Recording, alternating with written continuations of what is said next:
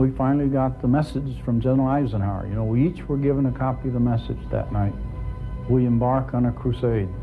It was a message saying that this will be the greatest crusade of history. And so, on 9 December 1989, in honor of the greatest crusade in history, an Aegis cruiser is commissioned, USS Normandy.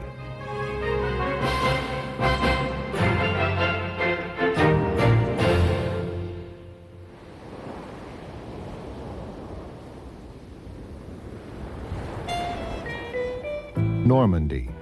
The name evokes images, memories, testaments to a time and place. D-Day, June 6, 1944. I can also remember on the bow of the ship going to Mass and saying, you know, please God, bring me home.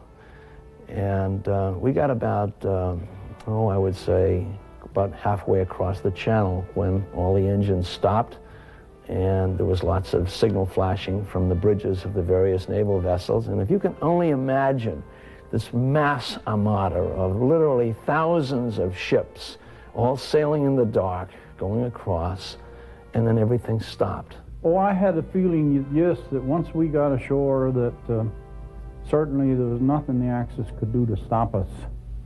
It's just amazing what we were able to do in support of that tremendous landing of Normandy, the amount of work that went into it. It took months and months of planning. Just as a great battle takes months and months of planning, so too does a great warship. From the day the keel is laid to the day the ship comes to life. Almighty God, Master of the universe, we call out your name and pray that you will be present in a palpable way in the souls of each person here today as we officially place into commission the United States ship Normandy. Be with us now, Lord of the Seas, as we begin our traditional ceremonies in your name. Amen. There's a great deal of speculation and have been many comments relating to why Russian attitudes are changing and people in Eastern Europe are being granted freedoms unknown for 50 years. In my opinion, America's technological superiority, as evidenced in this ship, has been a major contributor to changed attitudes. If our technological lead, so clearly demonstrated in USS Normandy, helped create an environment leading to improved prospects for peace and freedom for millions, then Aegis cruisers have already done their job. We Americans can't forget that we are an island nation.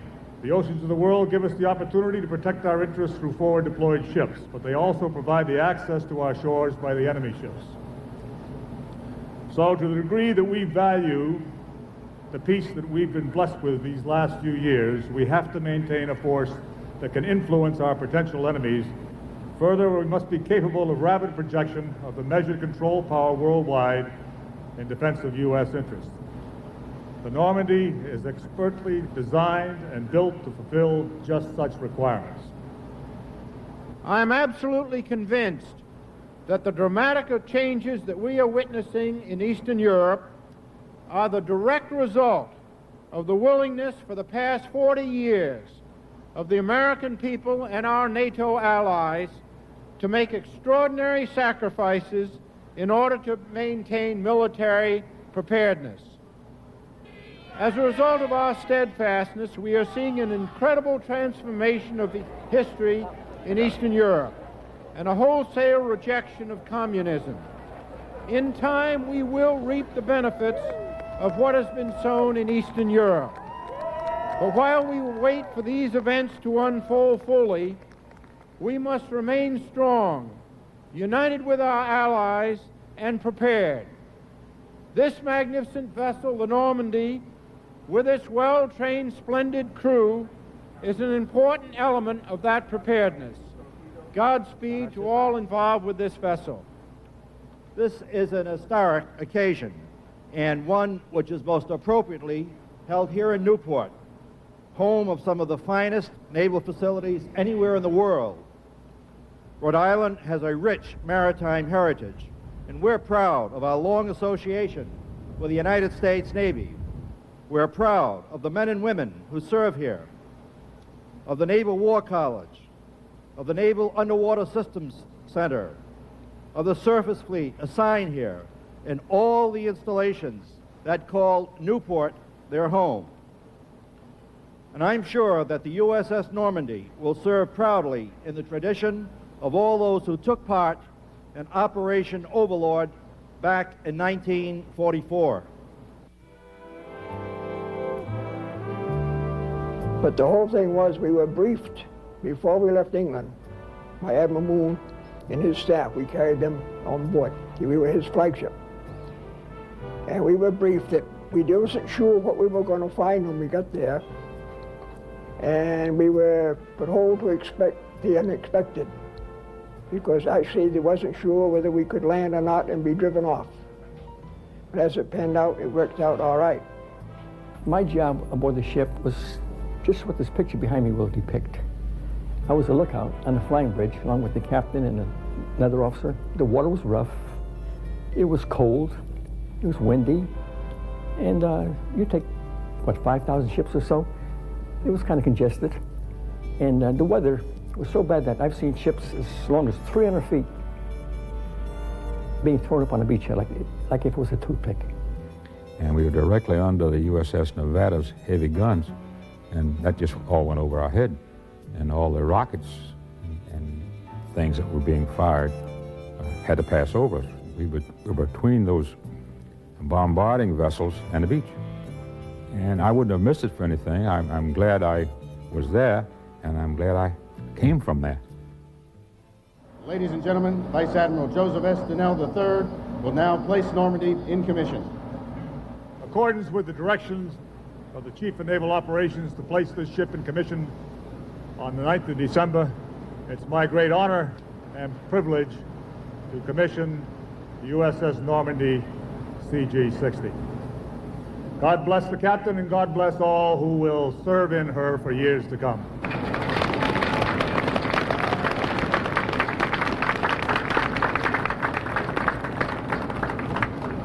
Commander Conrad, close to colors and break the commissioning pennant. Aye, aye, sir. Ship's company, present hunt.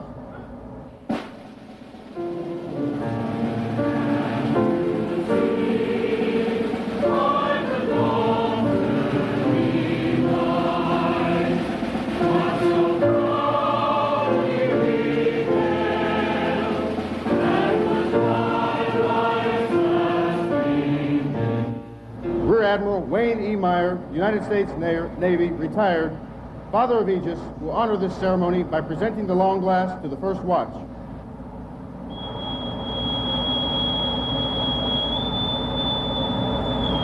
Captain, the watch is set. Very well. Call the crew to quarters and bring Normandy to life. Aye, aye, sir. Bandmaster, sound off. Normandy crew members, man your ship.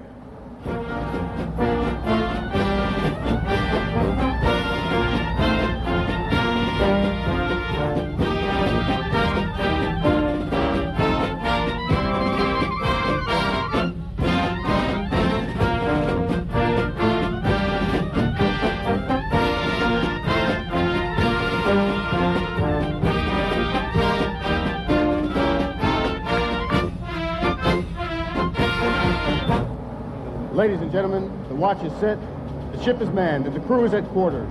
What you're about to witness is the transformation of this quiet and motionless hull to an active warship.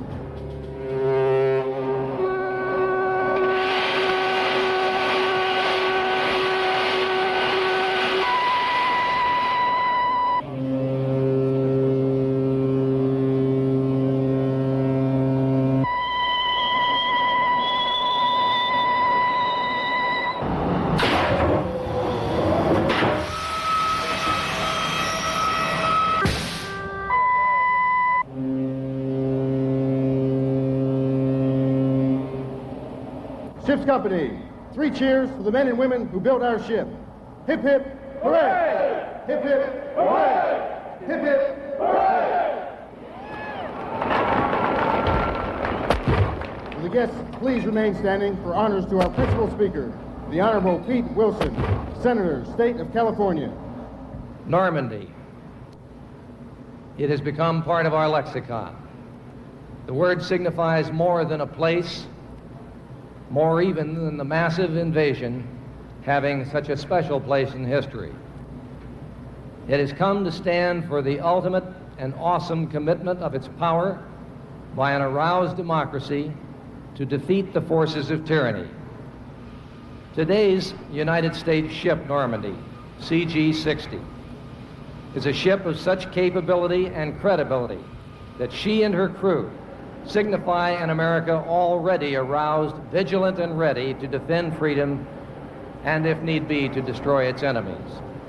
In her role as peacekeeper, Normandy's crew members number less than 1/3 the complement of cruisers who supported that greatest of all amphibious assaults in history on June 6, 1944.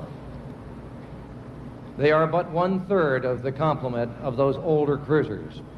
But so great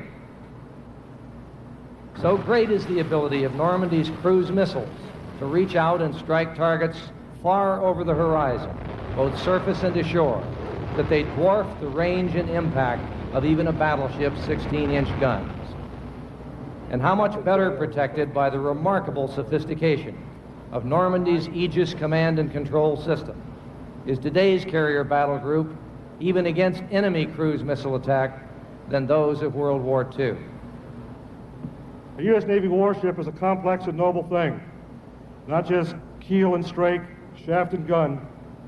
Its profile bristling with sensors and missiles that reach scores of miles beyond the horizon.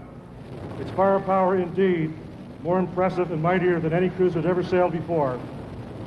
But it is still only a small part of this ship's real measure of strength. For it's more than all these things, much more than a simple sum of all of its parts. For she's a symbol, a potent and lasting symbol of our nation, and the ideals that empower it. A warship is in fact a piece of the country.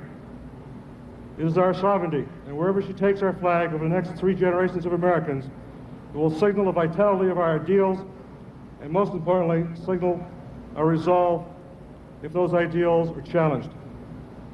It is in this capacity, then, to protect the will of free people that Normandy's strength is fully comprehended.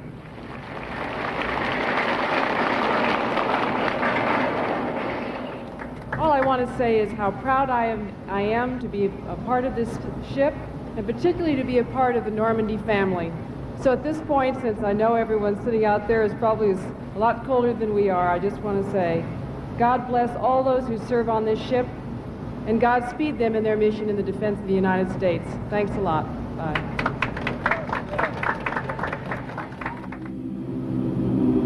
Almighty Father, strong to save.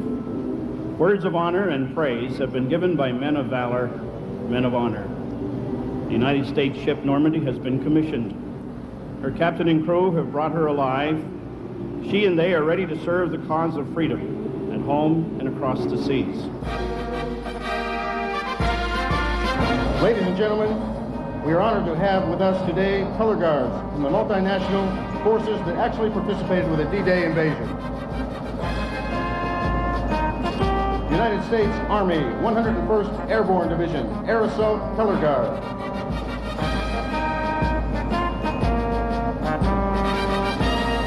United States Army 82nd Airborne Division, Color Guard.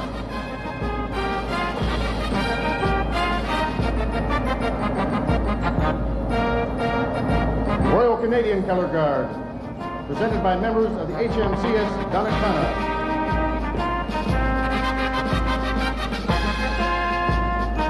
United States Army 1st Infantry Division, Color Guard.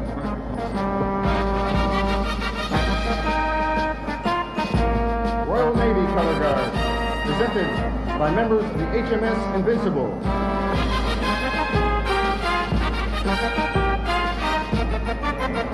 United States Army 29th Light Infantry Division, Color Guard.